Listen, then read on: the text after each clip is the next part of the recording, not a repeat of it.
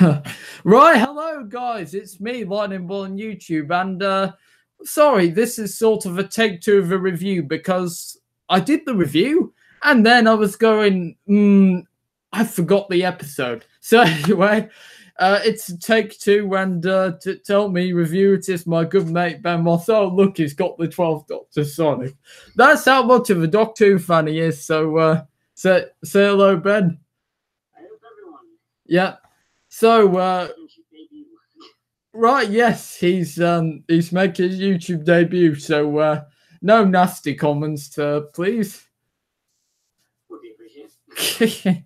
Yeah, I'm sure. I usually get positive comments. So yeah, right. So yes. So first of all, let's remind viewers where we got to. So. Basically, before the woman who fell to Earth, this all started, this long journey in the Doctor Falls, when the Doctor, Peter Capaldi, is gravely wounded after fighting a group of Cybermen. Yes, and then obviously things go bang, and he's nearly dead. The Doctor, of course, not Capaldi. Not Capaldi. Bill then sort of does the hermit remover, but with a tear, and and revives him. And then he goes through all the David Tennant notions of not wanting to change again. Then he basically decides to hold it in until Christmas Day, when he, oh god, that sounds so wrong, when he meets his first incarnation played by David Bradley. And then, of course, at the end, he realizes that change is not a bad thing because he's still the Doctor, no matter what, the face, the costume, the whole body. And so he regenerates into Jodie Whittaker. She presses the wrong button in the TARDIS, and the blue box says, "You're out," and throws her out. And this is why we never trust women drivers. Oh, God. Oh, careful, you. I've let you off your leash. Right, oh God. So the woman who fell to Earth begins with Ryan, Tosh and Cole doing what sort of I do, vlogging. I don't use that word for my videos, but yeah, he does that. And then he heads to this big location, maybe in Wales, a beautiful location. It's this oh, yeah. Near Sheffield. Oh, it's actually in Sheffield, is it? Yeah. Oh, okay. Right, yes. Well, they did film some of it in Cardiff, so you know, it could. Who knows? That bit was actually Sheffield, but I've never been to Sheffield. Anyway, Ryan does what every teenager wants to do, sort of look cool and jump off a rock. And so he goes to see in the forest, and this big blue thing, this light comes out of nowhere. He does what every person would do if they saw a light. He touches it. Yes. And then it turns into this blue diamond-like artifact. He presses it, then gets a small electric shock, and then phones the police. And yeah, do you want to say what goes next? Okay, so for the police, this then is our introduction to Yasmin Khan, or Yaz. Yeah, played by Mandeep Gill. Yep. Yep, and she is dealing with quite an overreaction of a parking pursuit, I will admit. I've never seen someone throw a hammer into a windscreen before. I don't know what happens on your end, but jeez.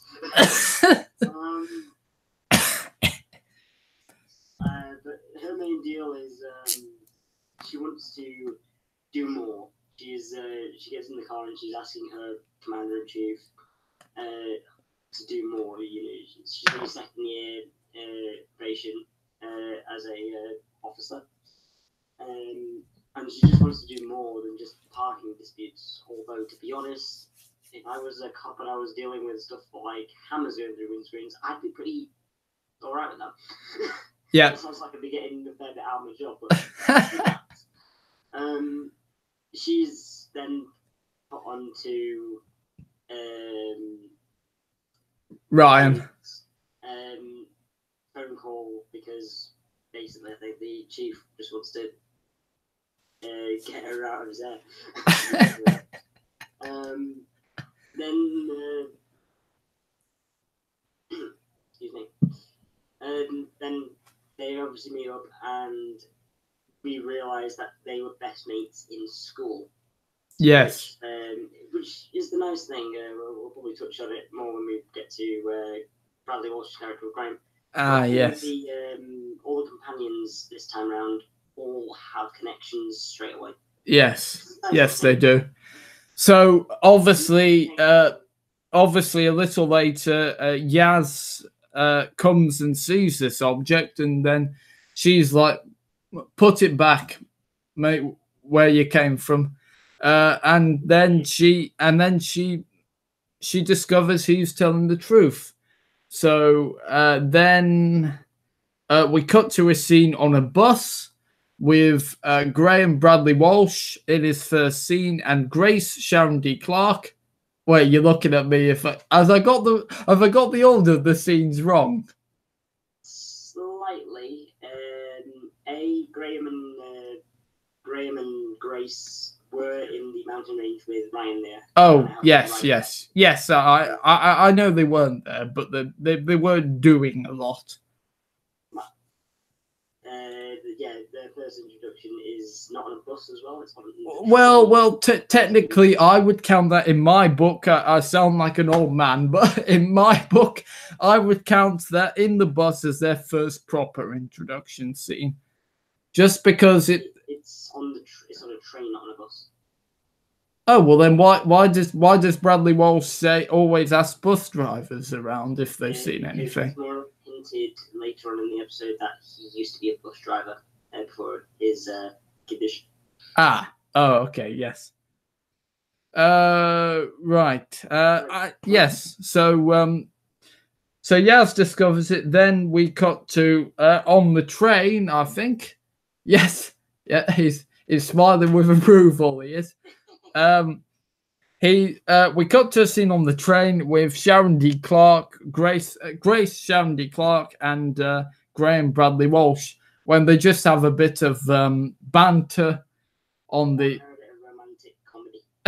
Yes, and then something not that you see every day on the train. There's a creature that comes through. And basically, they're doing what every person would do, trying to stay calm, but of course, panic. All the doors then seem to lock. And in fact, seeing this scene reminded me on the train of the I got Planet of the Dead vibes. I did, with all them, and a bit of Midnight and Planet of the Dead vibes. I did so. Ever so slightly. I mean, I think there's a few shots which I wouldn't say were replicated. No, they weren't replicated. And suddenly, Jodie Whittaker's doctor literally falls into it. Yes, literally falls from the sky into a bus, leaving no marks on her face whatsoever. But she's in the first 15 hours of a regeneration or whatever. So apparently that can make you from a couple of goo to absolutely fine in seconds. So Yaz basically tells the doctor off because she's not an official police officer, and she says, "Madam," and then Jodie's doctor basically references that half an hour ago she was a white-haired Scotsman, of course referring to her predecessor Peter Capaldi. Oh, right, on cue, he's got the Sonic. Talking of Sonic, the doctor hasn't got a Sonic because it kind of fell out of her pocket while she was flying out of the sky. Shades have done the same thing as well. Oh, thank you. I think rather the first Doctor would have smashed those Sonic shades. I hated them. I like them. As a casual, as you know, a wearer of glasses, the idea that these could be Sonic, that's kind of neat. They could go wherever Moffat's going, really. That's probably a lot better than it was. Yes. So basically, they sort of have the small joke that she's a female, but then it doesn't dominate the episode. Which, if it did, I would be banging my head on a wall. I would, in frustration. Yeah, I think that's where the marketing kind of fell a little bit short. With all their, promotional ads saying it's about time and that, it really worried me that they were going to harp. No. That was about the series, man. It's about time. It's on TV telling people to watch it. It's not about time for a female doctor. That was what I was getting, but obviously that's open to discussion if anybody's on the live chat. Write in the comments what you guys thought it meant. Yeah, there you go. Oh, he's brilliant. See, he's fantastic. In the words of Christopher Eccleston. Oh wow, that was very fast. Right, okay, anyway. Right, so the doctor on the train obviously decides to investigate what this creature was.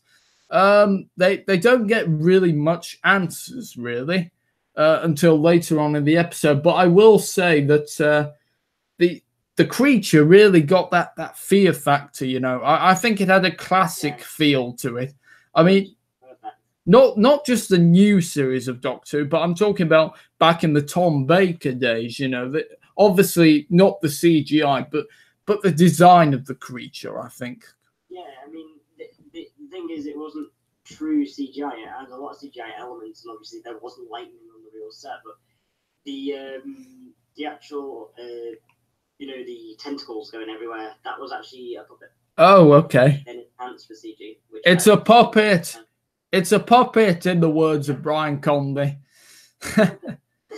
Can't stand him. Anyway, I made a Brian Conley reference. Right, where was I? Oh, yes. So the doctor's on the train trying to investigate this creature, and they don't really get much answers. So basically, Yaz and Ryan are properly introduced, and then they go into Sheffield nighttime. The doctor is, of course, struggling with regeneration, but not as much as this really begun the post-regeneration trauma. It began in 1981's Castrovalva, when the doctor, Peter Davison, was feeling a bit on the bad side. And yeah. It wasn't good for the first couple of episodes. Yep. But then if you think compared to Colin Baker, who strangled his companion, well, whoever wrote that is an absolute idiot and shouldn't have written for Doctor Who at all. It's up for debate. I'm not a fan of it, but that was too far. Yeah. Strangling a companion, even though he's struggling through regeneration. Sorry, but no, that's not. Mind you, if the Doctor had amnesia, mind you, if the Doctor had amnesia, that would be self-defense. That would in American law. But okay, right. Everyone thought I was controversial. Okay. All right. Okay. Right.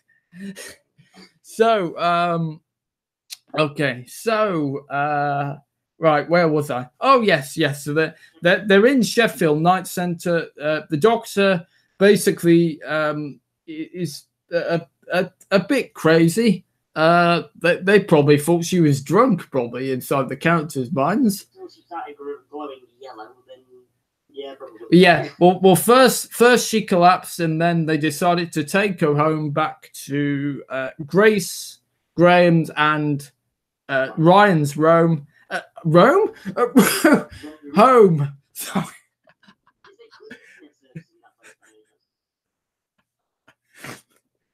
Oh dear. Put your teeth back in, William. Anyway, so she basically is left to glow on the what? That sounds completely wrong. Okay, she's on the sofa recovering from her regeneration. Well, starting to. We get the nice little nod to Matt Smith, the 11th Hour. Yeah, well, both the 11th Hour and the Christmas Invasion. because which was nice to see that again. The breathing, the regeneration energy. Yeah, that's a little nod. Yeah. So after that, the Doctor wakes up, and this whole concept of DNA bombs, which I don't really understand, but I still liked it anyway. Could you explain? It turns your DNA, disassembles all your DNA and turns you to goo. Ah, yes. It's pretty merciless. Yes. And that's what I liked about this episode. The villain is merciless. He's really, really good. Predator, least Doctor Who. Yes. So not long afterwards, that the Doctor and her friends, they call them, not companions. Yuck. Ugh. I hate the term for Doctor Who, friends. I understand where they're going, and I understand why, and yeah. Companions sound much better, to be honest, for Doctor Who. Okay, anyway. So they go to investigate, and eventually they meet up. No, hang on. Before they meet up with the villain, the Doctor decides to do a bit of DIY, crafting her own sonic screwdriver. And it's made out of, well, some of it's made out of a spoon. Some of it's made out of, everyday items, basically. And she's made herself a working sonic screwdriver. Am I right in saying it's with the core of the Stenzar pod? I don't know. I was meant to watch it before the stream, and then but I'm trying to remember most of it because it's coming back in the mind now. The crystal is the sort of core of the power source for the villains. Ah, yeah, it could be. Get onto that in a minute, but, it could be. So not long after that, the Doctor with the sonic screwdriver, they confront the villain. Now, his name is hard to pronounce, so the Doctor calls him Tim Shaw, which I thought was quite funny, because Tim Shaw would be your man on the street. It could be the name of your milkman or the postman, but your name is Tim Shaw. You had quite a laugh about that. Yeah. Yeah, so they meet up with the villain, and the villain basically reveals that Earth is a hunting ground for war. I loved the Merciless, and Samuel Oatesley's performance as the villain. Hey, look, he's doing it special. He was just absolutely fantastic. Yeah, he was brilliant. The look of the creature, my God. Yeah, it looked like an ice warrior to me a bit. Well, apart from the fact teeth jammed into his face. Oh well, yes, yeah. Apart from that bit, it looked like an ice warrior. I think the voice is a bit similar to Skullback. Yes, Nicholas Briggs. But this was one of the first episodes which, who knows if Nicholas Briggs is involved in Doctor Who, or this ends his... Well, if they're bringing back the Daleks or something, they have to bring Nicholas Briggs back. Well, no, they don't have to. There could plenty of people that they could pitch, correct a Dalek voice. Roy Skelton, David Gray. Well, they're dead, obviously, but... I was about to say. Yeah, but no. The point is, there are plenty of people. Rob Ritchie, who's a great YouTuber, you should check out him. And he did an animation called The Dalek that I think Time Forgot. I think they were really good CGI. So yeah, there's more than enough people who could step up instead of Nicholas Briggs if needed. But yeah, obviously we'd love to see Nicholas Briggs back because he gave us such great voices of the Cybermen, the Daleks, the Zygons, basically every Who villain, apart from the Vesper form, who of course just buzzed because wasps just buzz. You're a buzzing menace. Yes, you need a huge tennis racket to whack that thing. Can we move on? Yes, sorry. I go a bit mad on a killing spree for insects, so yeah, I'm gonna die.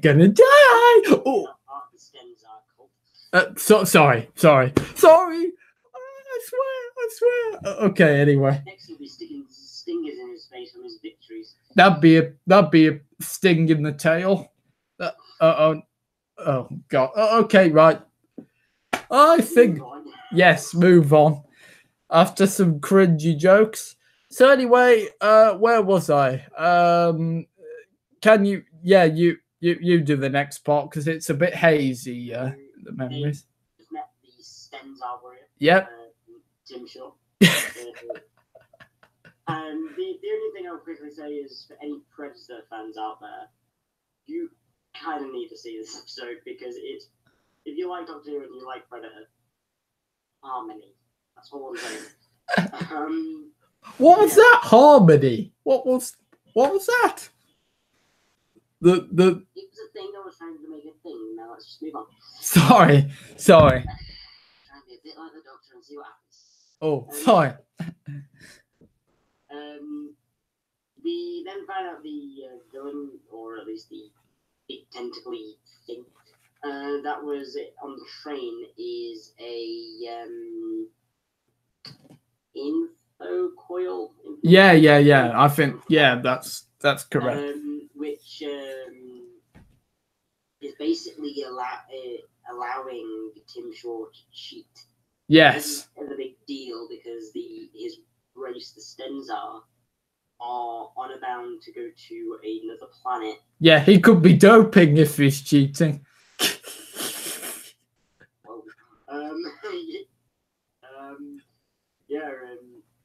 And his species, they have to go to other planets to kidnap and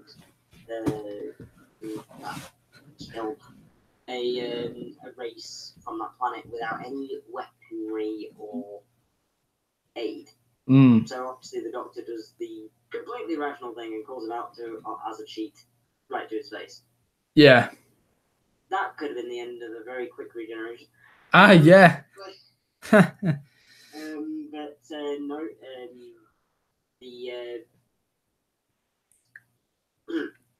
the villain gets the information from the coil. Extrapolating it, we see that the person he's after is a guy we met originally on the train, who we thought was a throwaway character. So it's nice to see them. Yes. Which one was that? I should know his name by now. I've watched the episode 7 times. Craig? No. Yeah.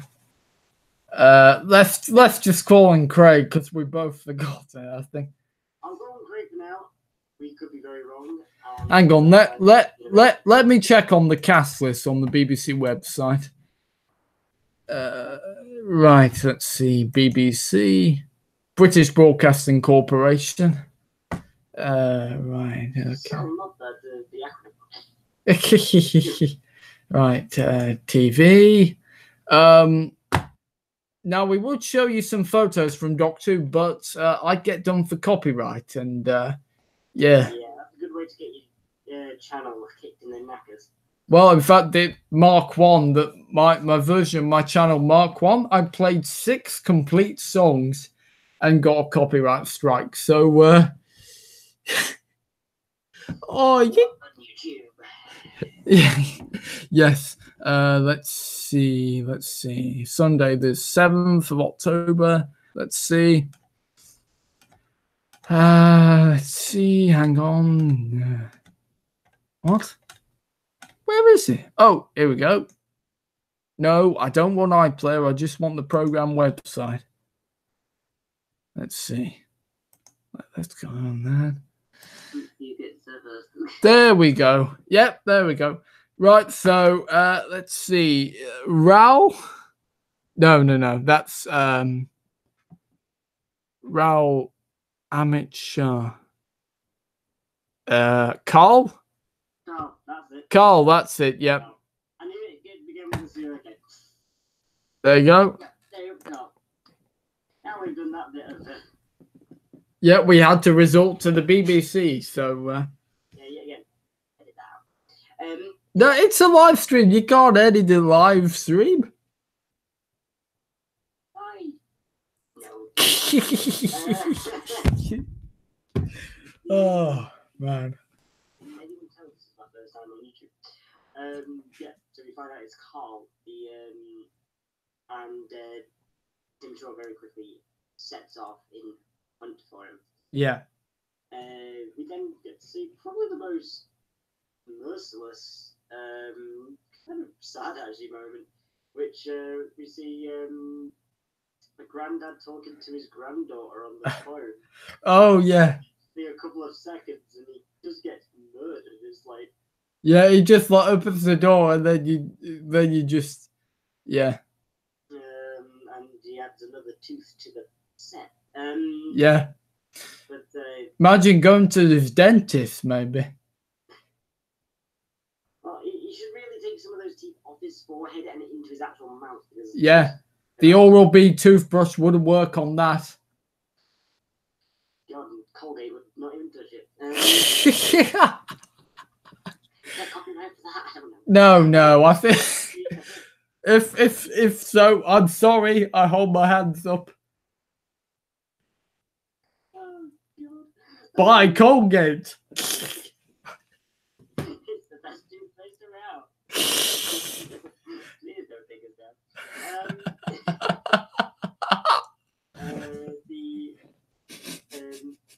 The doctor and Co very quickly arrive after sadly saving the security guard.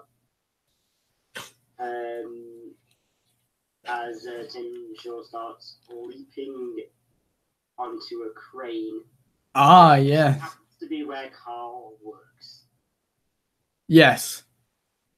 And Carl is obviously he likes to self-motivation. So I'm the greatest. He does like this Muhammad Ali like moment. What? I get what you mean. That's not that bad. Muhammad Ali is a legend. He is. I just didn't, if you like boxing, that is. Just didn't expect it. Continue. So he does this motivational speech. I'm the greatest. I am special. And yeah, Tim Shaw is basically coming for him. But luckily, the doctor climbs up a crane and, well, we all know the doctor is often he's climbed towers and he's either fell off, been electrocuted. That's Tom Bacon, Logopolis. David Tennant electrocuted after receiving the wires television signals in The Idiot's Lantern. I had to think then. Yeah, don't think too much about that. Right. Right. So yeah. Anyway, she climbs to the crane, and wow, that's quite. It is an epic scene, you know, when the doctor is facing Tim Shaw. It's really, really. Some of the best imagery we've seen in Doctor Who ever. Yeah, definitely. So yeah. Right. And. Yes, please. Yep. The doctor starts climbing the crane with the idea to match the two cranes up. And just step across onto the other crane. Yeah. Which obviously, as you're expecting, it doesn't. I know. Of course, it wasn't going to. No, but it is quite funny seeing Yasmin and Ryan from. Oh, can you drive a crane? No, we can't. No, you'll be fine. So yeah, it's quite funny being thrown. But I would be. I think I would poo myself if I was frightened. And that's before the crane. That's with Tim Shaw.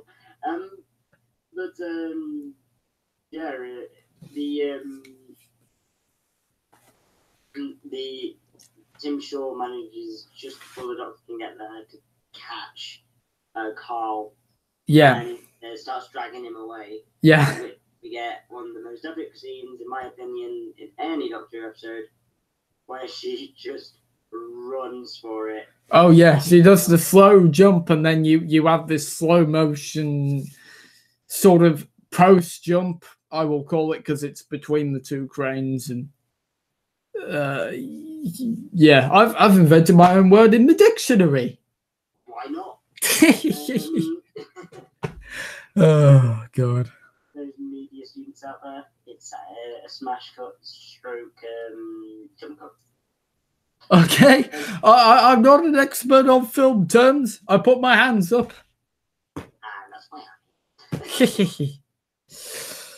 Yeah, she jumps straight on to the other side of the crane, just epic, and stands up against Tim Shaw, which is where we get Jodie Whittaker's first speech.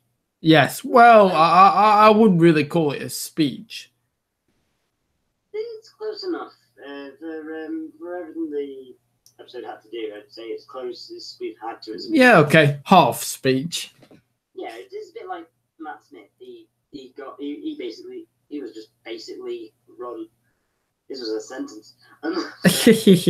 No, we did do speeches like, if you want my life, come and get it. Don't get me started on that episode.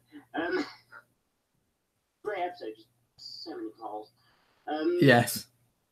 Back to Jodie Whittaker. Yes, sorry. Back forward in time. Back forward in time. No. Sorry, that doesn't even make sense. But it sums up Doctor Who in a sentence. It does. It sums up Stephen Moffat in a sentence. Sorry, I'm just glad that Moffat is out of the building. Stephen Moffat has left the building. This classic episodes like Blink, but yeah. Right, sorry. Off subject.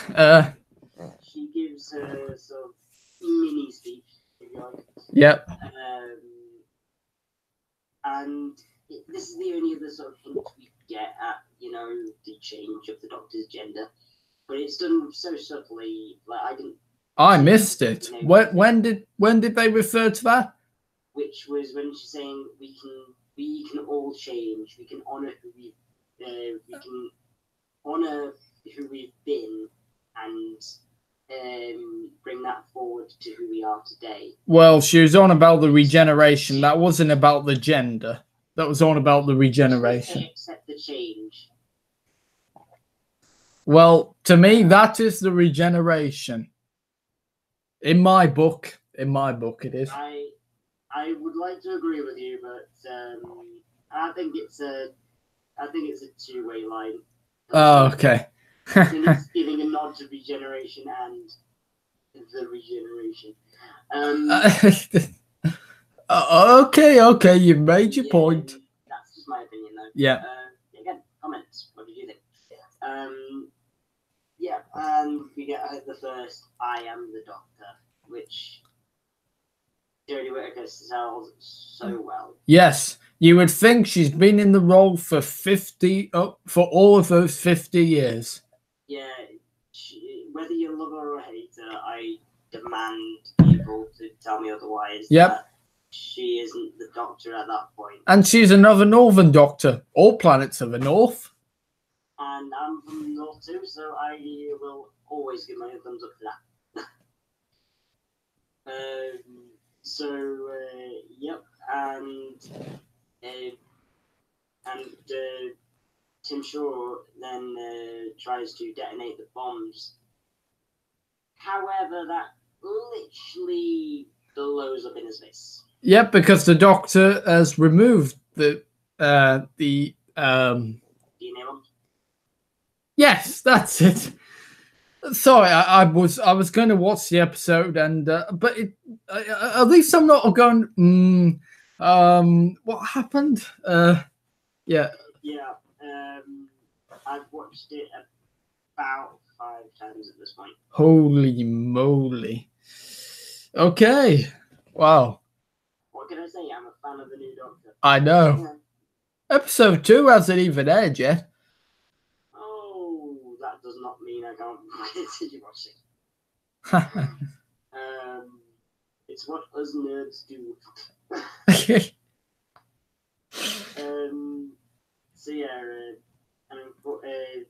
The DNA bombs. The Doctor had removed them from her and her companions. Yep. And cleverly snuck them into the Tim Shaw. Into the information coil. Oh yeah, of course. Tim Shaw absorbed all the knowledge. He kind of absorbed 5 tiny bombs. Yep, and it blew his brain. Bye. But before we even see him die, we see him teleport away after falling off the crane. Well, yeah, but I reckon he's dead anyway. Well, yeah, we did see glue start leaking from the back of his head. Yeah. He's a goner, mate. He is. But then again, if the body just arrives back on Stenzar's homeworld, they're not going to be best pleased. Look, and if he's exploding, and if he's fine while exploding, yeah, he won't survive that. Yeah, but if the Stenzar find his remains, they're not going to be happy. I don't think we've seen the last of the Stenzar, personally. Really? I thought they were one-off villain. I thought they were one-off villain, but it remains to be seen. It'd be great to see them back. I mean, because it showed so much potential. So, I mean, we've seen how merciless just one is. Imagine having like 10. I think I would start running now. I would. Yeah, I would too. And well, the Doctor never stops running. No, never has for all these 55 years, in a different faces.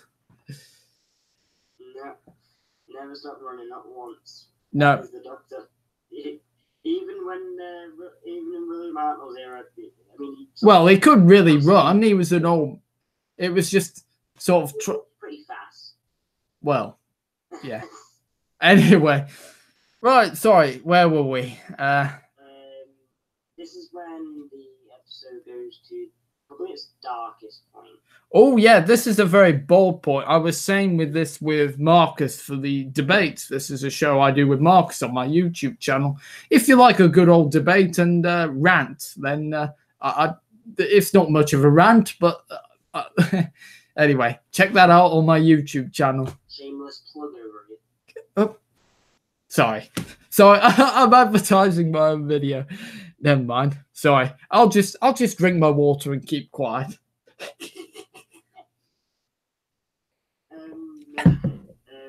The darkest moment, which is Grace ends up dying by saving both Yaz and Ryan because the coil is attacking the crane they're in. Yeah. I'm not so sure how I feel about that. I think when we get to the discussion afterwards, we'll probably go to that. But yeah. And obviously that's going to take quite a toll, and that obviously takes quite a toll on Ryan and Greg. Yeah, definitely.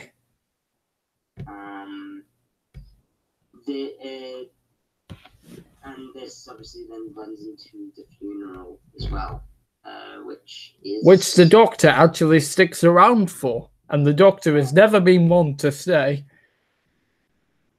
It did bring back a Matt Smith reference to my mind, which is we all get stuck somewhere sometime. I don't remember that. Well, my memory must be a little hazy.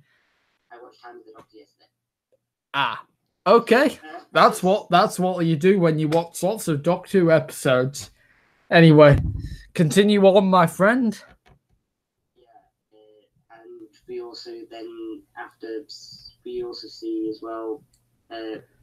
Just before the funeral, we see that Ryan also has a fair few issues with his dad, which is his only parent. Yeah, well, that was before Grace died. They showed that, mate. No, it doesn't. This scene was me not. I thought it was. I thought it was even before that. They hinted at that. No. They hinted at it, but they blatantly said it just before the funeral. Oh, okay. It was the line where he said, "Why is his dad not here? It's his mum. He should be here." And he turns to the Doctor and says, "He's never reliable. He's never there." I'm paraphrasing them. Yeah. You've got the line pretty spot on. Then we go to the funeral, and we hear Graham say he fell in love with her when fell in love with Grace when he thought he didn't have much time left. Yeah. And that's when one of the boldest decisions, I think, not even John Nathan Turner, if you think Stephen Moffat's bold, then think of Chris Chibnall has done one of the boldest decisions. And yeah, Graham is diagnosed with, well, he's already been diagnosed with cancer. Yeah, he's 3 years off. He's 3 years on chemo. Did they say 3 years? I don't. Yeah. Oh, right. Like I said, I remember that bit, but not exactly. Yeah, such a very bold move. Yeah.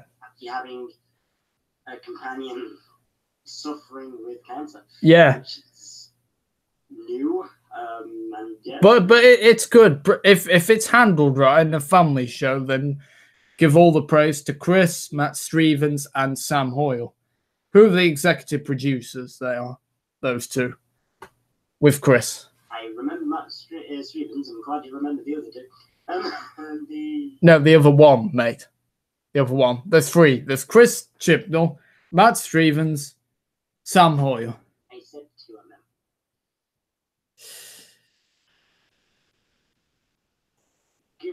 Tripping over your own teeth on the internet. Nothing more embarrassing than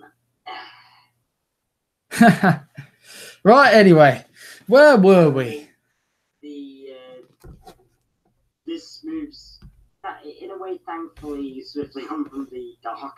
Yeah. With the Doctor realizing, well, as you noticed, as you mentioned, that the Doctor should probably change her clothes. Ah, yeah, and then she, that's the final time the woman's joke is, you know, made. I've never need to buy women's clothes. However, the Doctor referred that she might have been a woman before, because she said she has been. What did she say? She has been a woman before. It's been a long time since I've had to buy women's clothing. Unless he could have gone on disguise on Gallifrey. If the Time Lords called him out in Time Lord Academy, he could have dressed as a girl. I believe somewhere in canon, I'm not sure if it's the novel Big Finish or whatever, but I don't count them as canon. Wait, count Big Finish as canon, but do not count the books. Not in my book. Somewhere along the lines, the Doctor did have a daughter before the Time War. I'm pretty sure that's canon. Jenny. I think it's a nod to the Doctor's daughter, possibly. In my novel, books are not counted as canon. In my novel. Oh, that's just... I don't know. I've seen a lot, not seen a lot of the classics, and I've not actually had a chance to listen to any Big Finish productions yet, so I can't vouch for that. I count Big Finish as canon. I do not count the Peter Cushing films. I do not count the Comic Relief film, and I do not count the books as canon. In my book. I mostly agree. Okay, anyway, right, where were we? Oh, yes, so the Doctor decides to change clothes, and it's done in a funny, short way, but not too over the top. Like, you know, Tom Baker had that big scene in Robot when he's, you know, he comes dressed as a Viking, and he comes dressed as something else. For anyone watching, did they notice the Christopher Eccleston nod after the change of clothing? I didn't notice that. I should have noticed that. How did I not notice that? It's very subtle. It took me on my second watch to notice it. Oh, well, okay. What is it then? I'll just wait until, just leave it in the air for people to possibly write in the comments. Look, it is spoilers. It is spoilers. Come on. She gives the nod to no money in the pockets. It's a simple little thing, but it was a nice nod to the end of the world. Oh, okay. I don't remember that. I don't remember that part, but there's a scene at the end of the World. Yeah, when they want to buy chips and Rose buys the chips. That one? Yep. So it's like, yeah, I've got no money, empty pockets, and then it's more or less a similar line with Whittaker saying, yeah. In the words of Paul McGann, Christopher Eccleston looks like your bin man on the street with the leather jacket. Yeah, brilliant from Mr. McGann. Right, anyway, so the Doctor gets new clothes, and she basically tries to get Artron energy to try find the TARDIS. And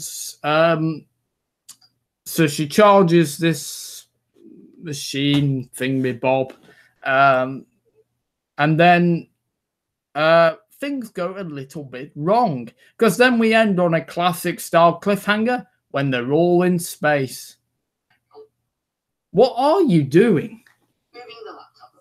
Oh, okay. It's getting hot because of the stream. What do you mean it's getting hot? Oh, the laptop's getting hot because it's doing the streaming. Oh. I see. Technology. Okay. Are you all right to do until 9:30? We're here until 9:30. More than happy. I'll just keep my lights on. Oh, okay. Oh, you got Fanta there. Oh, yeah, baby. Oh, God.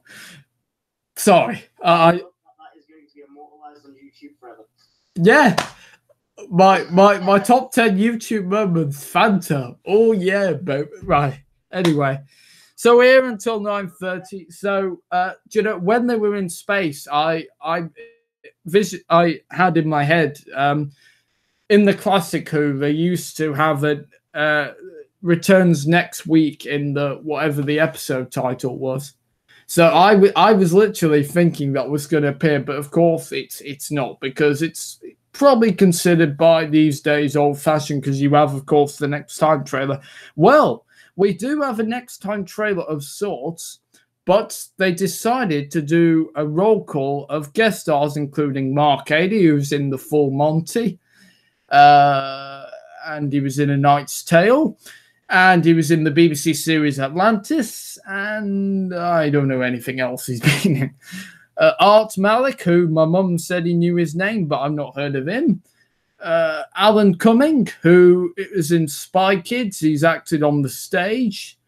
Not seen much of what he's been in. Oh, I've seen a comedy called The High Life with him in. Someone from the sitcom Dinner Ladies. I'd forgotten her name. And yeah, the rest of them, I had no idea who they were. What?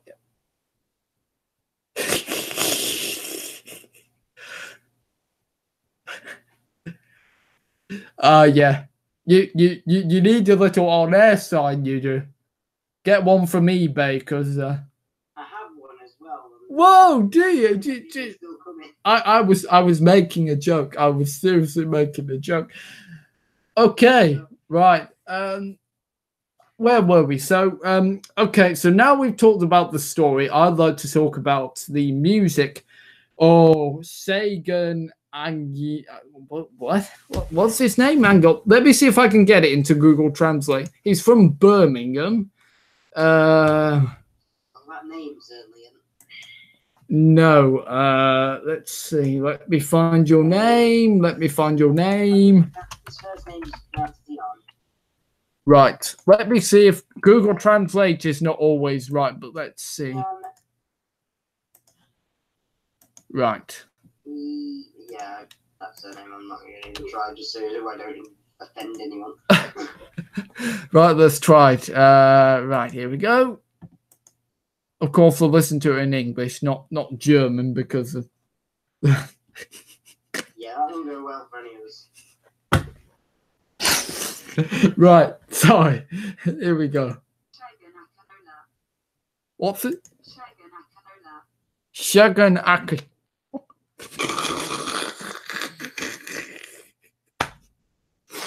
Right, let's try again. Tell you what, anyone in the comments, write how it's phonetically pronounced, and we'll get it right for the next video. Right. Okay. Until then, I'm gonna go Shaganakanola. Wait. Actually, I think that's probably a good way of pronouncing it. Right.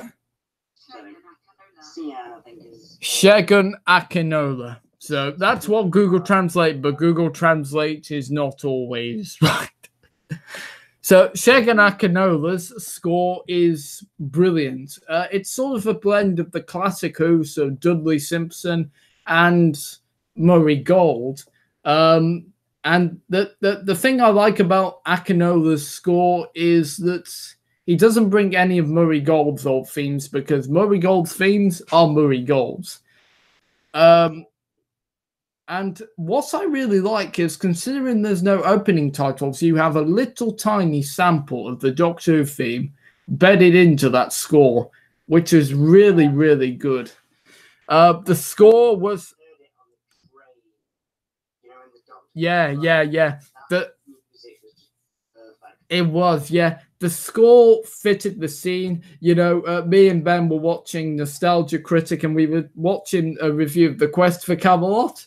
How the prayer didn't fit in. Talking of the prayer, Andrea Bocelli performed at the Royal Wedding today with the Royal Philharmonic Orchestra. Sorry to cut you off the subject, but okay. Anyway, the point is,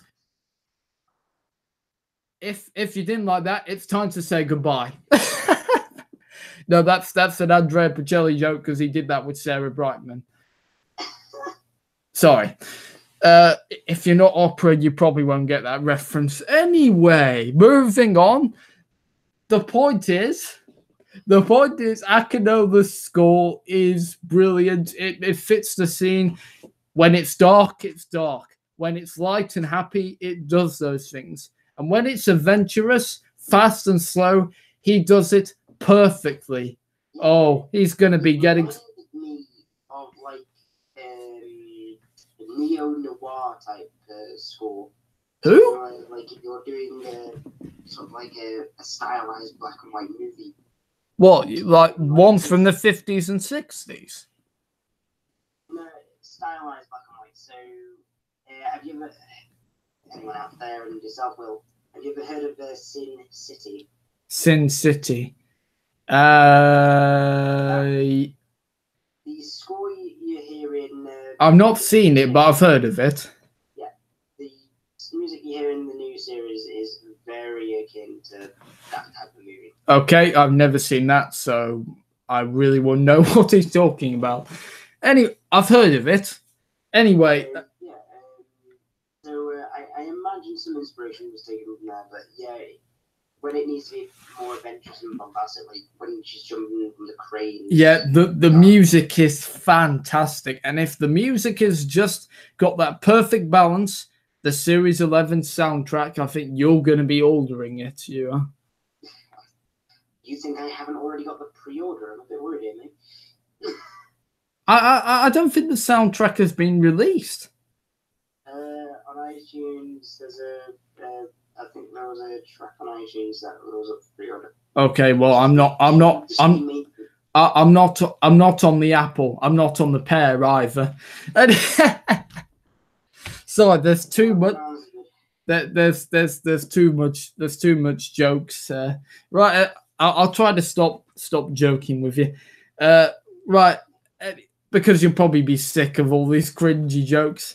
Anyway, right, where was I? So Akinola's score, yeah, it's quite daunting, obviously, to follow in the footsteps of Dudley Simpson and Murray Gold.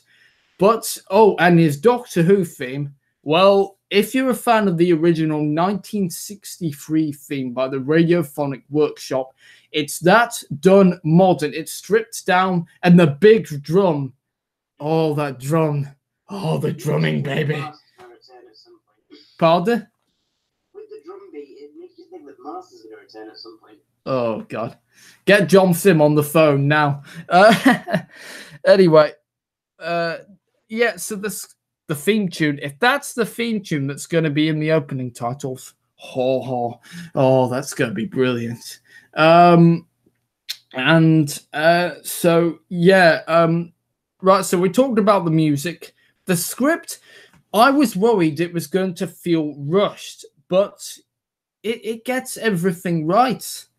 It's like people who like action right from the beginning and like non-stop, you're gonna struggle through the first 10 minutes. I will say that. Yes, because the second the Doctor appears, it is just an adrenaline rush from that point on. Yeah.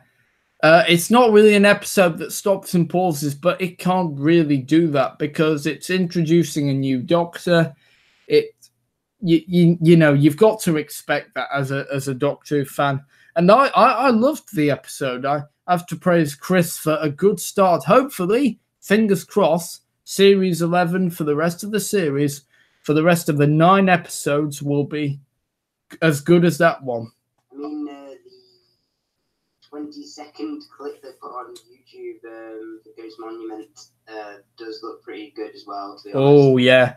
And that's on this Sunday, 6:55 on BBC One and BBC One HD. Or if you're in the States, it's on BBC America. 1:55, I believe. I'm not well up on American time, so but it's probably in lunchtime or in the afternoon for you. Yeah, if it's simultaneous cast, it'll be about. Oh, that's a big word. Sorry, just right. Now the performances. Every member of the cast have brilliant performances. Jodie Whittaker, like I said, you would think that she's been in the role forever. She gets vibes of Tennant and Smith. She basically is a bit of all the Doctors rolled into one, I suppose, and that's what you want from the Doctor, because literally she is all of them rolled into one. She is just perfect for the role. Yes. If you had any doubts, this is a good first episode.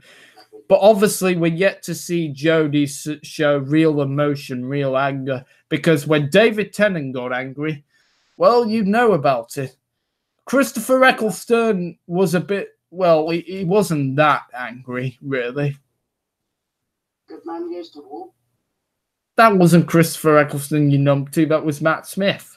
I said Matt Smith. No, I was talking about Christopher Eccleston. Oh, sorry. All right. Okay. Right, anyway. Yeah, Jodie's brilliant. Bradley Walsh. Now, I can't stand Bradley Walsh, but especially in the darkest moments, Bradley Walsh has shown he could do serious and funny.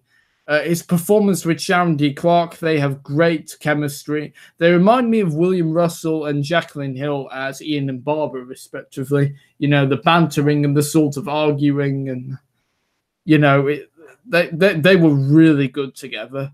That way, but you are on the money. Yeah, and now with Bradley's, obviously his character is on borrowed time.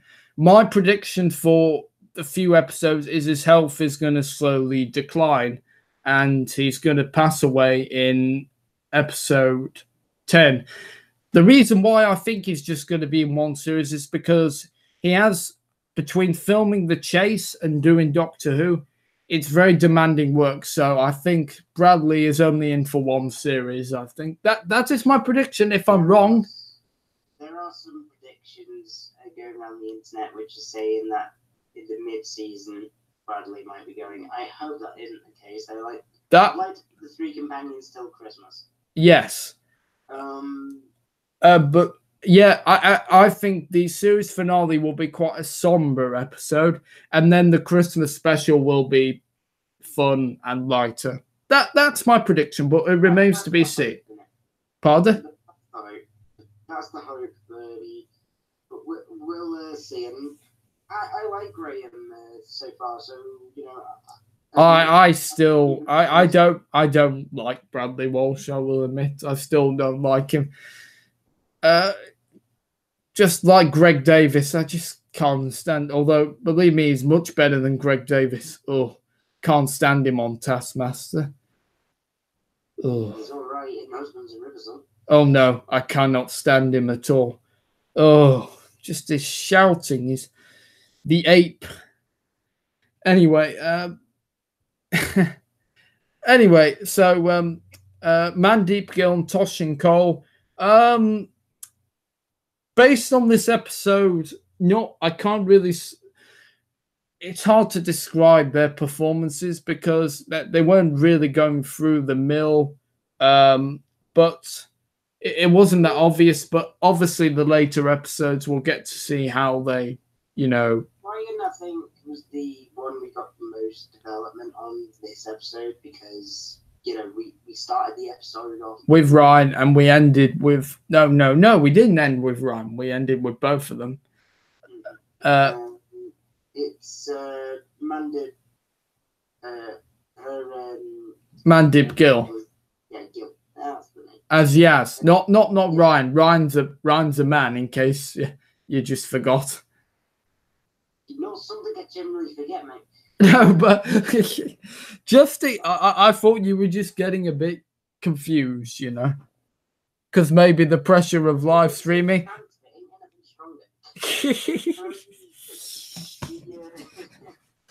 Oh God.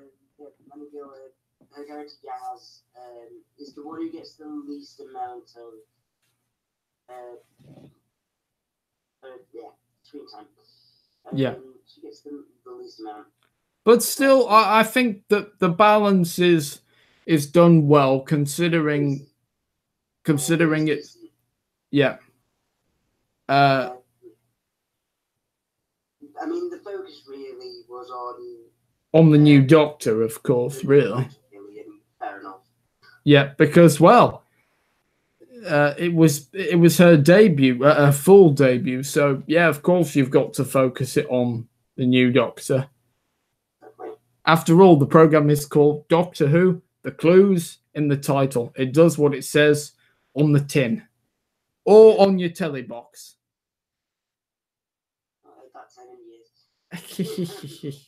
I've seen many adverts in my day, man.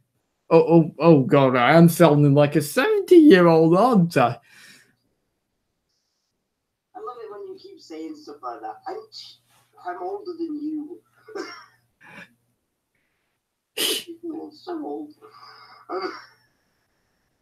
Anyway, right, so the one thing I'm gonna just quickly say,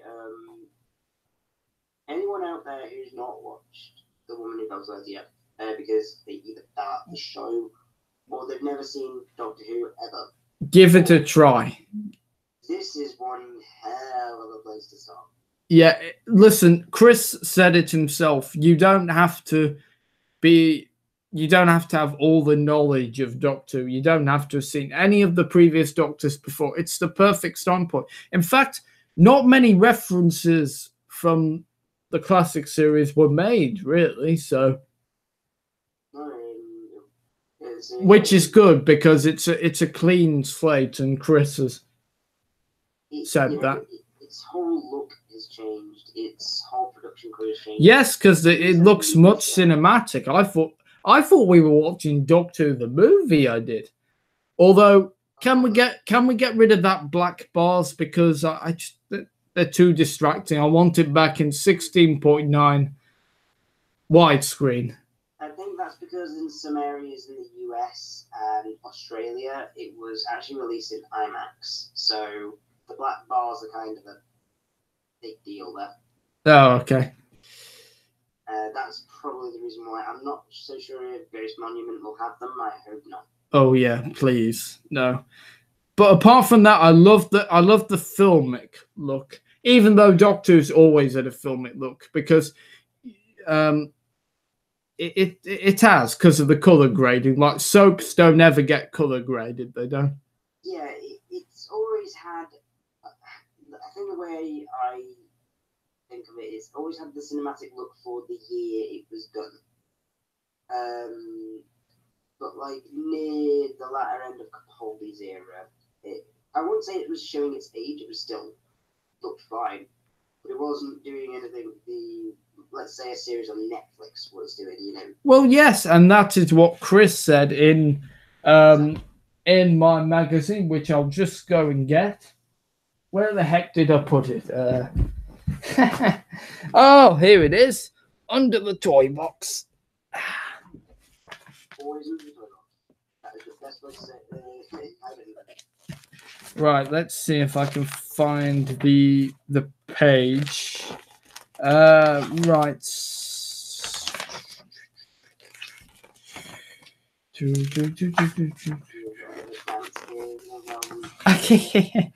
Find the page. Yep. Please hurry up. If you're sitting comfortably, then I'll begin. Oh God, I sound like I'm on Jack and Ori now. Let's see. No, that's Jodie's interview. Come on, Chris. Oh, right. So, oh yeah, okay. So Chris has said television is more filmic, faster pace, and more visual than it's ever been. Look, he's nodding in approval. He says, when we talk about Doctor Who becoming more cinematic, it's a term above and beyond the motion of cinema as a place where you go to watch a film. It's about the grammar of filmmaking. We're competing with shows on Netflix, Amazon, Hulu, and Apple that use filmic grammar. My story of care of to Doctor Who is to make it feel contemporary and to give it a quality that means it will sit alongside premium global drama. So it's getting a wash and a brush up. This is reasons why I love Chris Chibnall as the new exec and writer. Yeah. Because, you know, I'm not saying it wouldn't have ended up looking like this eventually if Moffat had stayed on. It just would have taken probably a bit longer. Well, look, I think it's not had that soap look. It's always had that colour grading there. Yeah. But you know, with Chris Chibnall just coming off from, you know, Broadchurch. Yeah. You know, I'm bringing that sort of stylistic look to Doctor Who is just hats off to you, mate. It's incredible, and I'm just so happy that he didn't just regenerate the Doctor, regenerated the show. Yes, regenerate meaning change a lot. Now, I also want to talk about the visual effects. Now, obviously, the woman who fell to Earth wasn't a story that required advanced visual effects, but the Milk and the Mill, which the Mill was absorbed into Milk. No. Milk. Hang on. The Mill was absorbed into Milk.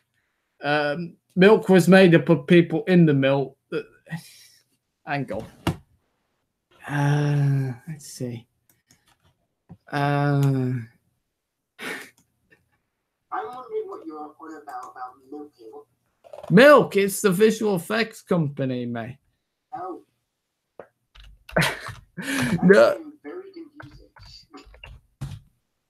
Well, I thought you'd know about that. The milk. Oh, here we go. Yeah. So, here's an old article. So this is Milk. So the Mill who did the visual effects, those people went into Milk because the Mill closed down in 2013.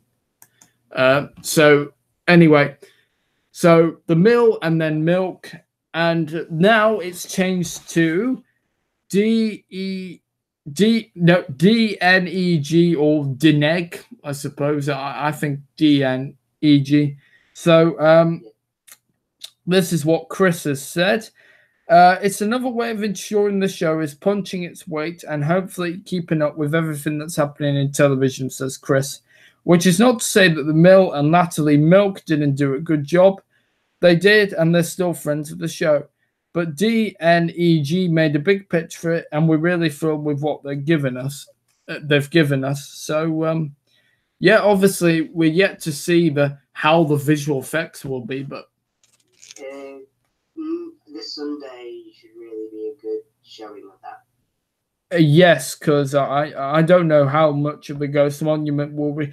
Again, it might not require much visual effects. We'll have to see. Because by the massive spaceship, which is in one scene at the very least. Oh, okay. There's a unless they made it on the set, which, you know, if they're going all out, why the hell not? Yeah, they could have built it and had it a green screen and then chroma keyed it in. So who knows? Anyway, but hopefully that wasn't a pun.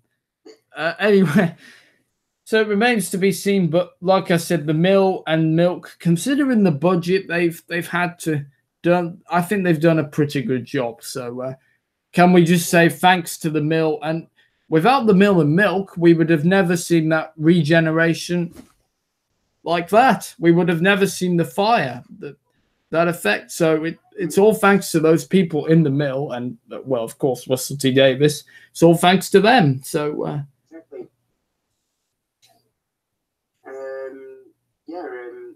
That's a bit of a history lesson on me. I'm only in my first year of film production in university, but they've done an amazing job, and you know, you'll be surprised how much visual effects were actually used in the last episode. it wasn't a visual effects heavy episode at all. However, there was many little subtle effects used, and the reason you didn't notice them is because they're that good.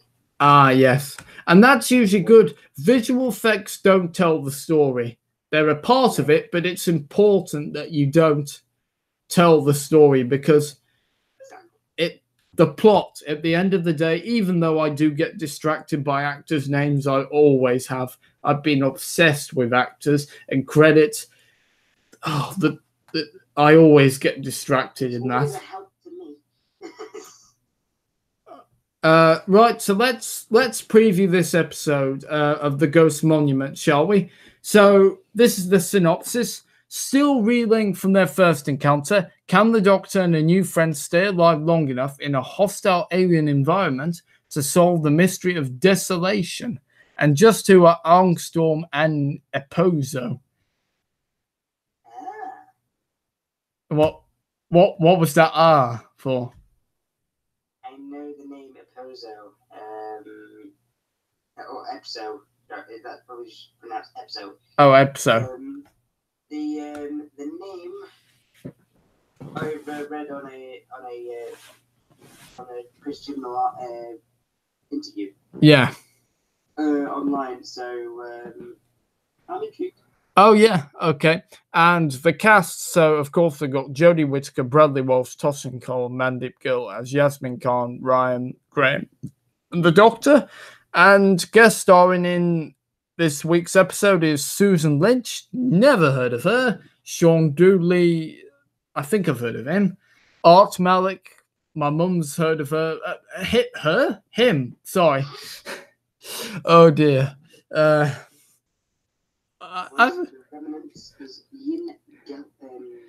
Ian Gelder. Never heard of him. He's voice of the aliens. And of course, Chris Chibnall, Nikki Wilson, and Chris Chibnall. What? Oh, yes, because he's writer and executive producer. I was wondering, why does he put his name twice? Never mind. Right. Yeah, I just had to think there. There you go. So The Ghost Monument, and it's on at the slightly later time at 6:55 on BBC One and BBC One HD in the UK. Or if you're in America, it's on BBC America. The clue is in the name. Okay. And it's on later because Strictly Come Dancing, which sort of does frustrate me because the BBC obviously think that Strictly is more important than Doctor Who. I don't mind Strictly. I watched the show back from 2004. I don't want to go in too big of a rant, but they should both be important. They are both jewels of the recent era of the BBC. Yeah, not the only two jewels I've got left, really. Yeah, because the BBC... Yeah, and because I missed the lottery draws on a Saturday night, I do. Oh, yeah. I'm sorry, I've always loved them. They were just so cozy. Pardon? They were the highlight of my Saturday night, they were. even though I didn't play the lottery, and I won't, because obviously it's gambling, throwing your money away. So, right. So, anyway, so yeah, the Ghost Monument, that's on at 6:55 on Sunday, and yeah, so that'll be interesting. Will we have a good episode? I hope so, because the woman who fell to earth, that set it up perfectly. Let's just hope we get the same balance of score, story, and so Sean Doodley, this is so he's been in Broadchurch, Misfits, which is a Channel 4 show, and Cuffs, which was a BBC One police drama. Right. Susan Lynch has been in Save Me. Oh no, that's not a Queen song. That's another one. Or is it? Sorry. Got a bit distracted then. Walking Ned and Beautiful Creatures. Mark Adey, as I said, he's been in A Knight's Tale. He's been in the BBC's Atlantis. Do you ever see Atlantis? Yeah, it was funny as Hercules and they did a lot of jokes saying, "Thank the gods." Oh, it was funny. Hercules always in the pub. Vanette Robinson, Lee Mack is, I think I think it's going to be a cameo. I can't imagine him, considering he's wearing a high vis jacket. Yeah, and he's of course known for the sketch show Not Going Out and the panel show Would I Lie to You. Chris Noth has been in Sex in the City, The Good Wife, and Gone. I've heard of the first two, but not heard of Gone. Gone sounds a bit dull for a TV show, but never mind. Short and simple, I suppose.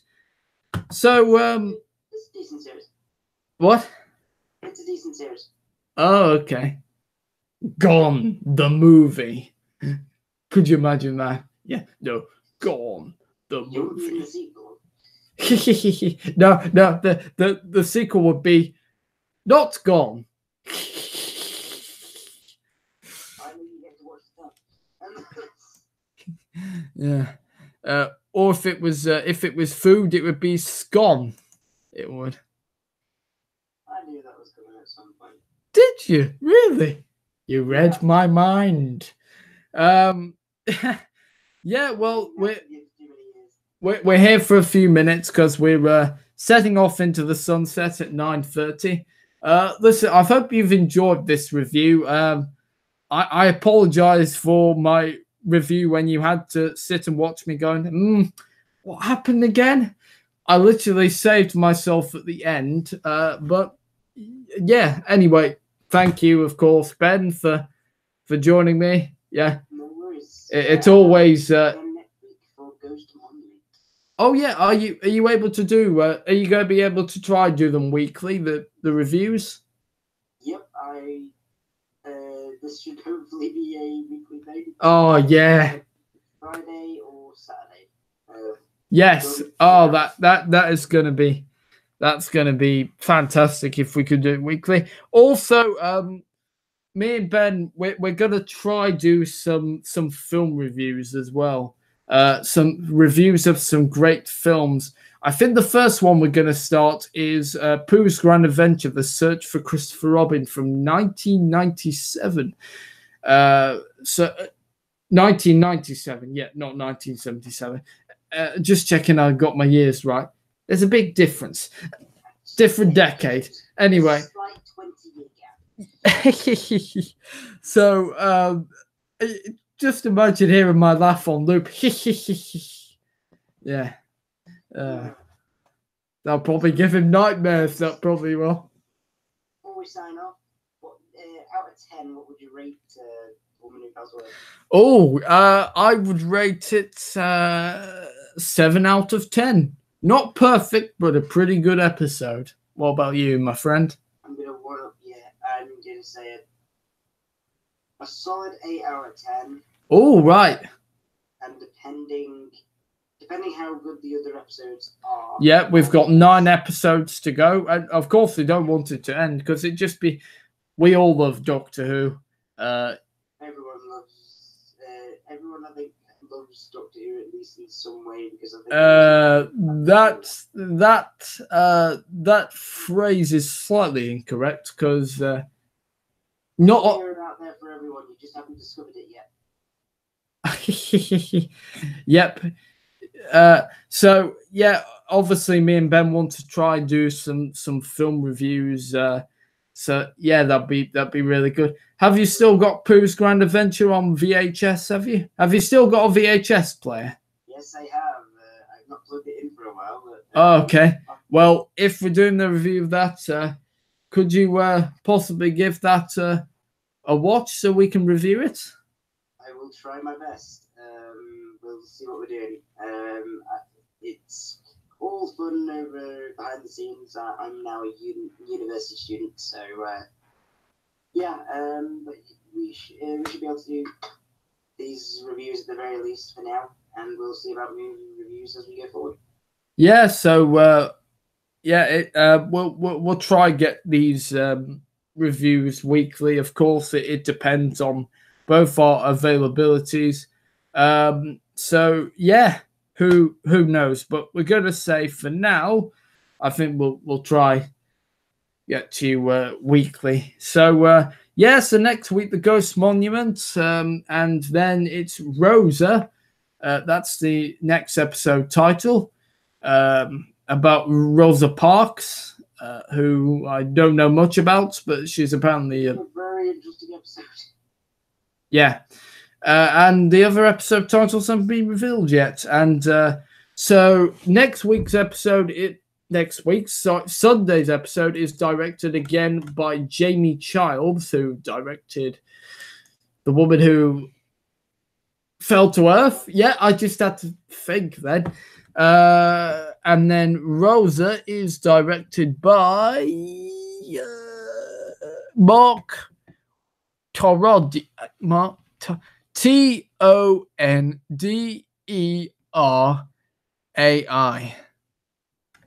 Mark Torondi. It'll probably be on YouTube after the episode ends. Yes, you're right. They're doing a lot of director interviews, so. Yes, you're right. You're right.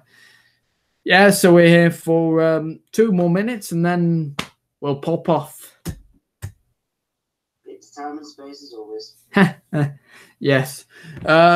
Yeah, so guys, I hope that you've enjoyed this review. You know, I don't think we missed anything out. We've gone in depth to each of the cast, music. We really want to give you in depth. I've always been fascinated behind the scenes. Like I said, if I'm watching a movie, the plot, I just get so distracted with actors' names. I really do. Actors' names, the people behind the scenes.